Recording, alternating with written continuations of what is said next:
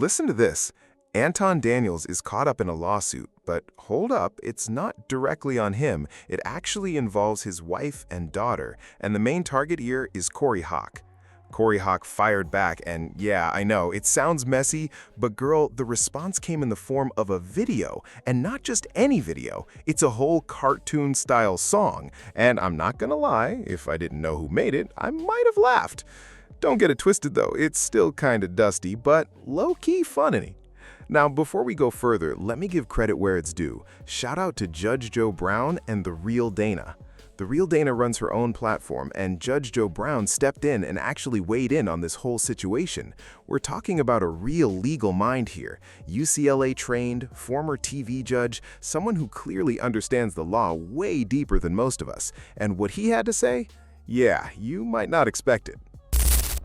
I don't know. I'd say on the New York Times v. Sullivan, no. And the other thing is it becomes symbolic, symbolism, and, it's one of those cases where, okay, the plaintiff wins and gets $1 damages. Is it worth it? Well, let's put it this way. And it ties up the courts. We don't want to fund an adequate court system, and we are anxious to select judges who are too inexperienced to really be holding their positions. So listen to this. He's highlighting something that honestly didn't even cross my mind at first. He straight up says he doesn't believe this case even holds real weight. Then he goes in on Anton, basically saying this whole situation isn't even worth pursuing and reflects a bigger issue with wasted resources overall.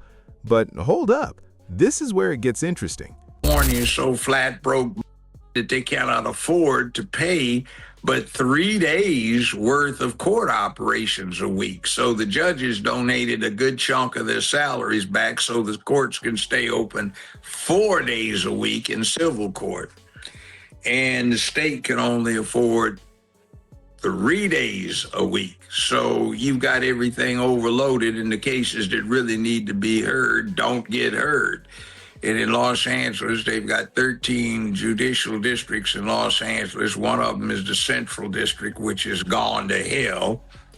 And that's partly because they have a belief there that most of the heavyweight civil cases involving contracts and businesses are brought in the Central District, so you have to have special juries and jury pools for that district that you don't have for the rest of them. Now hold up, he brings up something about the state of California that really makes you pause. And despite that southern tone from Judge Joe Brown, listen to this, the man actually has roots tied to California. I'm not even fully sure where he originally came from, but we know he's in Memphis now. And accents shift depending on where you settle, but what matters is what he's saying. He points out that California has been so financially strained that at one point courts were only operating 3 days a week. And girl, that's wild. Then civil courts had to squeeze in a 4th day just to keep up, while judges were reportedly giving back chunks of their own salaries just to keep things afloat. The system is overloaded and underfunded, which means serious cases that actually deserve attention end up delayed or buried under less important disputes. I had to double check this myself, and you won't believe this. It traces back to major budget cuts after the 2008 recession that the system still hasn't fully recovered from. We're talking over $1 billion stripped from the judicial branch, and that kind of hit doesn't just disappear overnight. And this right here is why Corey Hawk might actually have the upper hand in this situation. Entire counties like Los Angeles had to cut down staff, including clerks, court reporters, and even legal researchers. That led to furloughs and reduced hours, and even though the 3-day schedule isn't as common now, many courts still operate with limited hours or shutdown days just to save money. So no, he's not just talking crazy. This situation is very real and backed by facts. Now, let's shift the focus to Anton Daniels, because this is where things get a little spicy. Mr. I got the bag, Mr. I got money like that, Mr. You don't want these problems. Yeah, that guy. Here's the reality when dealing with professionals like lawyers, because listen carefully, this part matters. A lot of attorneys out here are struggling, not all, but enough of them, and they're looking for ways to stay afloat and pay their bills. So what's the move? You find a client with deep pockets. And if you look at Anton Daniels' YouTube grind, let's be real, he's basically a walking check. No disrespect, but his content model is efficient, Reaction videos, high volume, consistent uploads, and that equals serious money. You push out hundreds of videos a month with minimal production, you can easily stack up massive income. So yeah, he can afford to spend. But here's the catch, and this is where it gets tricky. The lawyer already knows this case probably isn't going anywhere. They understand it's weak, but if they keep it dragging through the system, guess who keeps paying? Exactly. And we've all seen how this plays out. Fees pile up, time passes, and nothing actually moves forward. I didn't even look at it like this at first, but now it's making sense. Honestly, this could be great news for Corey Holcomb because the system itself might not even have the capacity to properly handle this case. The resources just aren't there. And when you really break it down, even if someone wins something, it could be as small as $1 after years of court back and forth. Now imagine if this case was filed somewhere else, Texas, maybe Florida, states that operate differently, because let's be real, even New York has its issues, but California's civil court right now is shaky. And here's the irony, Anton constantly criticizes the left, yet he's relying on a system that's struggling under that same structure. Criminal courts, oh, they move. People go to jail every day out there. But civil court, that's a different story.